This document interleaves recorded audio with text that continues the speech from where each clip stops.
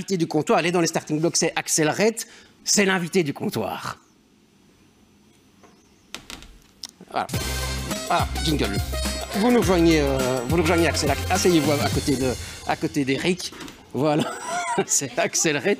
Oh. Moi, je fais la transition. En fait. Alors, on est hyper heureux, hyper honoré de vous accueillir avec nous dans ces piliers du comptoir. On va expliquer dans un instant ce qui nous a poussé à vous inviter. Vous fêtez vos 30 ans de carrière, il y a toute une tournée. Vous fêtez vos 30 ans tout court, voilà. Mais on va profiter de votre présence ici avec nous pour lancer un petit débat. Vous savez qu'on aime bien ça dans les piliers de comptoir, notamment au sujet du bilinguisme français, néerlandais. Vous le jonglez évidemment, vous, avec les deux langues, hein, mais l'apprentissage des langues, c'est plus la priorité pour les jeunes wallons, notamment. Le néerlandais se perd de plus en plus. Un quart des élèves n'ont jamais eu de cours de néerlandais. Alors, Boris Van Acker va nous expliquer tout ça et puis on va en débattre entre nous. Alors, vous avez vu, on a même remis en contexte. Axel, je le disais, Axel Red, vous jonglez entre le français et le néerlandais. Ça vous vient d'où? Vous êtes né à Celt, hein, je le rappelle. Je suis née à Celt, mais en fait, mon grand-père paternel était d'origine de Bruxelles, oui. Mais ma grand-mère était de Ypres, donc Flandre-Ouest, et ma grand-mère paternelle était de Bruxelles-Sint-Gilles. Et son mari, mon grand-père, était de Hasselt. Donc, en fait, je suis une Belge. J'avais de la famille à Genval. Et par rapport à ce bilinguisme, oui. Depuis très très longtemps, j'ai dit un jour à notre ancien ministre-président, flamand, oui. Je lui ai dit, vous savez que ça prend tout simplement, une seule génération pour rendre notre pays bilingue. Je suis vraiment désolée, mais c'est de la mauvaise volonté politique. De quoi? De la mauvaise volonté politique de ne pas pousser? Parce que tu mets les enfants en maternelle, sans réfléchir, tu les obliges, sans réfléchir. À l'école, dès l'école. Et ils ont en maternelle, parce qu'avant l'âge de 6 ans, c'est connu, on peut enregistrer plusieurs langues. Et bien, en une génération, notre pays est bilingue. Ouais. Et franchement, la plus grande erreur qu'il fait en Belgique, c'était séparer la culture. Bah oui. Et la culture, c'est la religion et c'est la langue. Ouais, je me tourne vers l'autre bilingue, la très bonne bilingue que vous êtes aussi, Assida Kenko. Il y a un manque de volonté quand même là derrière. En une génération, on pourrait, dire Axel, rendre tous les Belges bilingues. On doit apprendre à communiquer avec les autres. Ouais. Et encore bilinguisme, c'est le strict minimum. Non, je suis d'accord. Une langue, ça passe c'est au-delà d'une langue. Il faut aussi, moi je suis d'ailleurs, depuis toujours je le dis, oui, il faut apprendre aux petits-enfants, dès la maternelle, il faut apprendre plein de choses. Il faut apprendre toutes les cultures, il faut apprendre toutes les histoires des religions pour rendre les enfants ouverts d'esprit.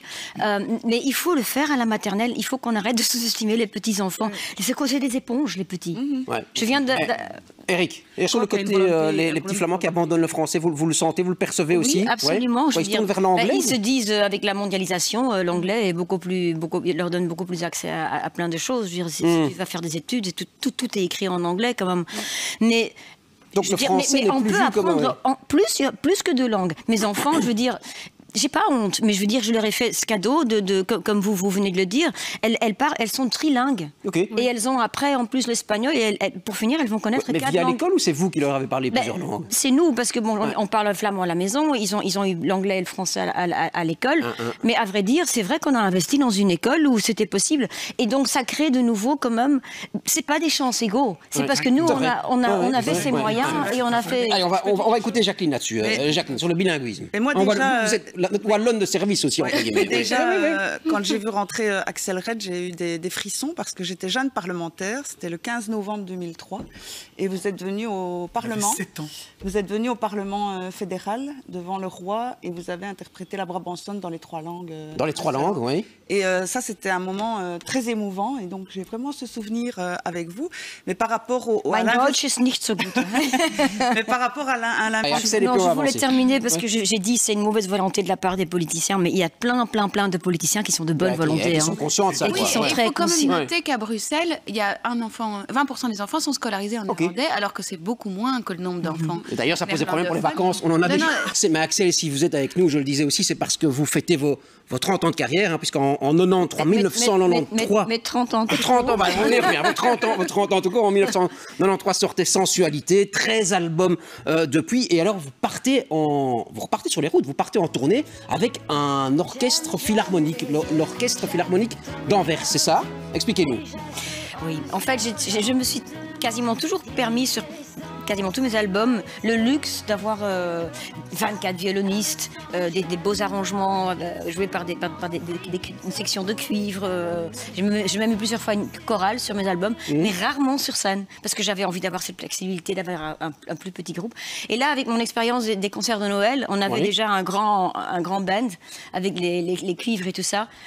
Et là, en fait, c'est juste le pied d'avoir tous ces arrangements que j'ai sur mes disques, de les voir jouer en live. Parce que souvent, les artistes, quand ils vont faire une tournée avec un orchestre philharmonique, ils doivent écrire les arrangements pour. Mais moi, c'est l'inverse. Ils sont là. Donc la tournée, elle va durer combien de temps, Axel? Mais je sais pas. On a démarré là, mais on va continuer l'année prochaine parce que. Donc il n'y aura pas de problème pour ceux qui veulent venir vous voir. Il y aura des dates un peu partout. Venez déjà maintenant. Au plutôt, vous venez. D'ailleurs, on continue pour la France et je reviens du Canada et j'ai promis là-bas que j'allais retourner. Donc, allez, top. Donc il y aura Belgique, France, Canada et vous reviendrez en Belgique. En préparant l'émission, vous me disiez, Marie Thibault, que c'était votre premier slow Sensualité. Oui. Le Hitbox 93, c'est le premier CD que j'ai acheté. Et il y avait la chanson Sensualité dessus. Ah, magnifique. Voilà. que de souvenirs. Et vous avez su... Le divorce, c'était quand Jacqueline, on peut faire plein de choses sur cette chanson. Jacqueline et Asita, vos chansons préférées d'Axel? Moi aussi, c'est quoi? c'était Sensualité, parce que je trouve qu'il y a dans toutes les chansons d'Axel Red beaucoup de sensualité, justement. Et donc, c'est vrai. Voilà, nous sommes des femmes, un peu sensuelles. Et vous savez que la plupart de gens n'ont jamais remarqué que je chante ta sensualité. Et j'ai voulu attribuer un mot qui est un peu féminin quand même à un homme. C'était pré-féministe parce que je dis... Parce que j'ai d'ailleurs fait un test, j'ai fait une version dans le studio avec le mot sexualité et une avec sensibilité. Et puis je me suis dit, non, c'est sensibilité. Ah, ça aurait pu être sexualité alors? Oui, mais ça va pas en français. En anglais, ça passe, mais en français, ça fait... Et je voulais vraiment que ce soit... C'est vrai que d'un coup, je me dis, sur mon premier slow, ça aurait été différent. Je voulais justement... Je voulais que ça puisse aussi être une petite fille qui a son premier amour platonique. Donc j'ai choisi le mot sensualité. Et moi, vous, Asita, c'était une autre chanson. Hein? Oui, moi, c'est Parce que c'est toi. C'est la chanson qu'on a jouée quand je me suis mariée. Oui, magnifique, hein. Voilà. Et vous n'êtes pas divorcé? Une petite fille magnifique. Oui, vous avez entendu la question d'Axel? Vous êtes divorcé ou pas? Oui. Mais Eric, c'est aussi... ce mariage, c'est une petite fille magnifique. Moi, je trouve que Parce que c'est toi, c'est un truc qui... c'est tellement profond, c'est tellement intemporel. Merci. C'est magnifique, ça donne des frissons. Et moi, je me suis jamais marié, donc tout va bien. Et mon premier slow, c'était bien avant. Allez, c'est votre actualité qui arrive maintenant, Jacqueline. Je dis, Axel, je suis d'accord, puisqu'on sait que même en sciences, il y a des études qui sont financées par des gens qui ont intérêt financier à faire croire des choses aux gens, parce qu'on sait bien, on peut prendre même des angles. Donc on ne peut pas prendre la science comme ça, c'est ça que vous dites alors? Non, oui, la science, il y a des choses qui sont prouvées, mais on peut. Ouais. Voilà, il existe des fausses études. Voilà, j'ai pour vous, attendez, pour avancer dans le débat. Mais pour ce. Parce que tu disais, et c'est vrai, les parents doivent apprendre l'esprit critique aux enfants. Mais alors là, on part de nouveau de chances égaux. Tous les parents n'en sont pas capables. C'est le rôle de l'école. Non. C'est le rôle de l'école, parce que sinon, il y a plein d'enfants qui n'ont pas ça à la maison. Et j'ai pour vous ici le top 3 des plus gros, enfin le top 4 en fait, des plus gros complots, les histoires complotistes. Alors... on va écouter ce qu'Axel a à nous dire là-dessus. Parce que du côté des États-Unis, moi j'ai vu cette semaine des sénateurs qui disaient, voilà, vous êtes ingrats, vous autres les Européens. Tout ce qu'on fait pour vous, vous êtes des ingrats. On le paye quand même. Hein. Je vais pas répondre à ta question parce que j'ai pas vraiment la réponse. Ouais. Mais je voulais juste dire pareil que peut-être c'est aussi de nouveau aux consommateurs et à être très très conscient de l'origine des choses qu'on achète, de qu'est-ce qui vient d'où. Vous y faites attention, vous, en tant que consommatrice, Axel Red? Je fais pas les choses parfaitement. Franchement, j'achète des choses parce que du coup, j'ai envie d'une belle jupe et je sais que, quelque part, si je réfléchis, elle a été créée par peut-être un enfant. Je fais vraiment des efforts. Ouais. Donc, je veux dire, mais je ne suis pas parfaite. Ouais. Mais c'est juste... mais c'est juste, non, franchement, je pense que c'est déjà une chose très importante et on revient toujours aux enfants, mais c'est d'apprendre nos responsabilités dans tout ça et voilà. Ok, Jacqueline, vous voulez conclure? Je voyais un peu perplexe. Mais non, mais c'est parce que par rapport au conservons quand même toute notre tradition culinaire, qu'on ne va pas changer les recettes.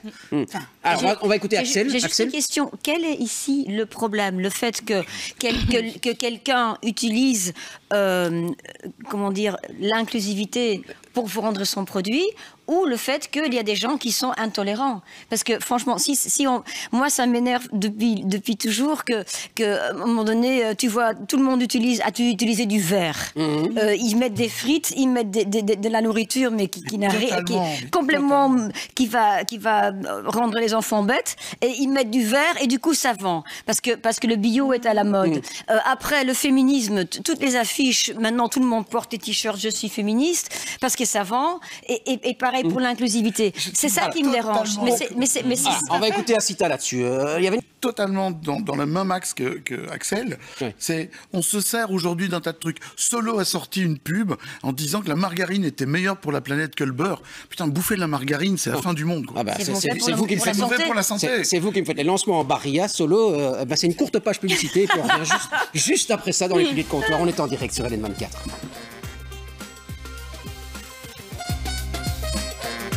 Je pense que si l'Église est prête à être plus flexible et ouvert et à évoluer, plein de gens seraient contents de retrouver, parce qu'on a besoin de spiritualité. Moi, je pense qu'on ne peut pas survivre. Dès qu'il t'arrive un malheur dans la vie, si tu n'as pas le côté spirituel, tu ne peux pas survivre. J'aime bien, par exemple, cette idée d'église qu'on trouve aux États-Unis, les Noirs américains, mais ils ont... Qu'est-ce qui fait que les Noirs américains, après tout ce que les Blancs leur ont fait, n'ont pas la haine ? Ou non, ne sont pas tous morts par chagrin. Et l'Église joue un rôle là. C'est l'Église, c'est l'aspect de partage. Je ne vais pas à l'Église, mais j'adore y aller. Et je remplace le mot Dieu par autre chose. Je veux dire, Dieu ne doit pas être forcément... Mais c'est juste pour moi quelque chose de spirituel, et je n'impose à personne. D'ailleurs, mes enfants ne sont pas baptisés. Mais on a besoin de... Qu'est-ce que vous en pensez, invité mystère? Quelle est votre réaction par rapport à ce que vous avez entendu ici? L'Église doit vraiment évoluer, se moderniser, parce qu'il y avait des petits jeunes là qui venaient pendant une semaine. C'était pas toujours motivant. L'encadrement religieux qui était fait autour de ça, c'était plus des contraintes. Donc je trouve qu'il faut laisser vraiment une liberté et encourager ces jeunes à s'engager. Et dans nos églises aujourd'hui, dans les communes, c'est un coût exceptionnel, c'est un patrimoine exceptionnel, et donc il faut aussi que les églises apprennent à s'ouvrir et organiser par exemple des concerts, des visites, des expositions, et que ce ne soit plus fermé uniquement aux cérémonies religieuses. Je pense qu'il il faut aussi l'ouverture, qu'elle se soit aussi vers les autres religions. Alors, pourquoi pas faire des échanges? Tu invites le dimanche les musulmans dans l'église et on fait la fête, on fait un bœuf ensemble. Non, mais je veux dire, ça franchement, beaucoup, ça. Parce que tout est une question quand même de... Tout se parle d'être un bon être humain, de vivre ensemble Donc tout se rejoint. Oui. L'œcuménisme. Allez, Eric Emmanuel Schmitt, et puis ce sera Asita. Vous avez complètement raison, parce que Jérusalem, ça raconte ça. Évolué quand même depuis. Bon, allez, on va écouter Eric et puis Axel, peut-être. Il y a quand même un truc, effectivement, c'est que je suis d'accord avec Marie dans le côté exemplatif. Maintenant, d'un autre côté, soyons quand même de bon compte. Ce que ça représente 2 millions d'euros par rapport à la gabegie, d'autres trucs, les sièges à 14 000 € au Parlement wallon et autres couillonnades du genre, franchement, c'est une tête d'épingle dans une boule de foin. Et il faut compter la sécurité, les gardes du corps, le secrétariat. Il ne voyage pas seul avec sa petite amie. C'est pas un voyage privé. Donc, vous, Axel, quand vous allez... Je suis un peu d'accord. Avec Eric Boschman. Vous êtes fort d'accord avec votre voisin. Oui, c'est vrai, on s'entend bien. Ça match. Non, mais je veux dire, c'est pris un exemple, mais pour moi, ce qui compte, effectivement, là-dedans, c'est la responsabilité d'un politicien. Je dis toujours, celui qui marche devant, il doit avoir plus de responsabilité que celui qui marche derrière. Alors, ça, c'est le mot de la fin pour conclure cette séquence. Jingle, on passe à la suite. On revient tout le temps au même truc. On n'en sort pas, c'est ce que disait Axel. Il faut apprendre dès le départ, il faut ouvrir les gens. C'est la seule option. On va écouter Axel et puis on ira chez Eric Emmanuel. Moi, je pense que dans une société, il faut travailler sur toutes les générations en même temps. Et c'est évident que celle qui va avoir le plus de résultats, ce sont les plus petits. Si les plus petits, tu leur apprends une autre mentalité, même s'ils continuent à être influencés à la maison, je veux dire, en une génération, tu peux créer quand même des filles qui ont envie d'aller... Mais quand on parle de modèle méditerranéen, ça vous choque ou pas, le vocabulaire? Oui, c'est maladroit. C'est maladroit, oui. C'est même pas vrai. Mais je pense que c'est important aussi d'offrir effectivement aussi des possibilités à toutes ces femmes qui sont là, d'aller peut-être, je sais pas, suivre des cours de langue, de suivre, mais d'une façon positive. C'est une façon positive. On va se tourner quand même vers Éric Emmanuel Schmitt, qui est quand même... Et même la vieille génération, parce qu'il ne faut pas les sous-estimer ceux-là. Les vieilles grand-mères, les vieux grands-pères, eux aussi, ils ont une mentalité qui s'impose souvent. Donc je pense qu'il faut travailler sur les 3 générations. Sur toutes les générations, d'une manière ouverte et positive. Inspirante. Et inspirante. Éric Emmanuel Schmitt, vous connaissez bien Bruxelles, hein, puisque vous êtes quasiment... Parce qu'il y a un documentaire qui fait beaucoup de bruit qui va sortir en Flandre, qui retrace l'adolescence et la jeunesse du prince Laurent et qui explique qu'il aurait subi des attouchements, ce qui explique aussi en partie son caractère rebelle. Il a été interrogé, donc il a confirmé les choses, mais il dit que qu'il veut se tourner vers le futur. Mais Martin, il n'a pas participé au documentaire. Moi, je pense que c'est important quand même qu'il puisse s'il lui a fait tout ce travail et qu'il n'a pas envie d'en parler ouvertement. Franchement, c'est sa vie privée. Mais parce qu'il y a des ex-victimes qui ont la force de après s'être soigné, auto-soigné ou avec une équipe, de se dire tiens, maintenant je sens le besoin d'aller aider le monde. Mais tout le monde n'a pas ni ce besoin ni cette possibilité. Donc. Éric Emmanuel. Axel. Moi, ce que je trouve en plus, c'est que c'est très discriminatoire. J'étais l'autre jour dans la pharmacie, il y avait une pauvre petite dame, une vieille dame, elle ne savait pas comment ça fonctionnait. Et aujourd'hui, je trouve que ça rentre dans un ensemble de tout devient, compliqué. Et il y a toute une série de gens, en fait, qu'on exclut de la société. Donc, par manque exemple, de cash, quoi. Et même moi, je suis pas très technique. Et l'autre jour, quelqu'un me disait, mais j'ai pas de cash pour payer, mais je peux payer avec la carte. Mais vous n'avez pas de machine. Ben non, vous pouvez le faire avec votre téléphone. Je dis, mais moi, je sais pas comment ça fonctionne. Et donc, moi, je peux encore l'apprendre, mais il y a des gens pour qui c'est... La fracture numérique. C'est la fracture numérique. Je voulais vous faire rebondir sur un autre point. C'est le fait que 25... Marie, ça s'est passé cette semaine également. L'immense acteur français Gérard Depardieu qui est accusé par 13 femmes, je pense 13 femmes de violences sexuelles. Hein. Il y a 13 ans ou 15 ans, un double album sur les violences sexuelles. Donc c'est vraiment quelque chose une thématique qui vous tient très très fort. Mais je pense que c'est magnifique ce qui se passe, le fait que cette évolution avec MeToo, on est tout s'accélère et tout ça. Mais je pense qu'on doit être très très très vigilant et que je parle pas... Non, même lui, je veux dire, il faut qu'on reste vigilant et qu'on fasse les choses bien, qu'on n'accuse pas à tort, qu'on n'enlève pas le droit de se défendre, le droit d'un procès. Et peut-être lui, c'est clair qu'il soit coupable, je n'en sais rien. Dites qu'on fait un procès médiatique, il y a un procès médiatique avant le procès. Mais par exemple, vous savez, il y a des choses qui sont abusées en justice. Par exemple, une femme qui veut absolument avoir la garde de son enfant, mais il y a des femmes qui prétendent que leur mari a touché les enfants. Donc je dis simplement, il faut qu'on reste vigilant et il faut qu'on continue comment dire, ce combat. Il y a une vérité judiciaire et c'est pas la vérité médiatique. Mais il faut qu'on le fasse d'une façon juste et correcte et qu'on ne généralise pas. Alors on va vous écouter tous les trois, je vais y arriver brièvement. Marie Thibault sur ce que vous avez entendu et puis Asita. Moi je pense que c'est encore à la marge, donc on n'est pas du tout au moment où les hommes sont victimes de... Pas les hommes, mais chaque personne a le droit d'être protégée, c'est ça que je veux dire. Il y a des cas extrêmement rares où il y a des femmes qui font des fausses accusations, mais c'est Nappelmans et Walter Chardon, on se quitte en musique. Regardez, il y a des paroles qui vont s'afficher. Je vais chanter. Vous allez chanter avec nous, on va tous chanter. Ah bon? Voilà. Jamais je n'aurais pensé.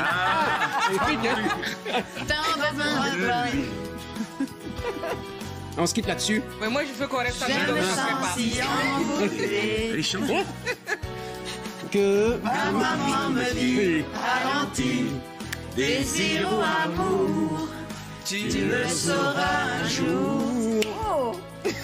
J'aime tes yeux, j'aime ton odeur, tous tes gestes en douceur, lentement diriger sa sensualité. Voilà, on se quitte, c'était les piliers de comptoir avec Axel Red, Éric Emmanuel Schmitt, Asita Kanko, Marie Thibault, John Bogart qui est passé. Il y a 22 heures dans John Legend. Jacqueline Galland, Eric Boschman, merci d'avoir été avec nous. Vous restez évidemment sur LN24. On doit encore... ne s'arrête jamais. On est bien deux comme ça pour tout sauter. C'est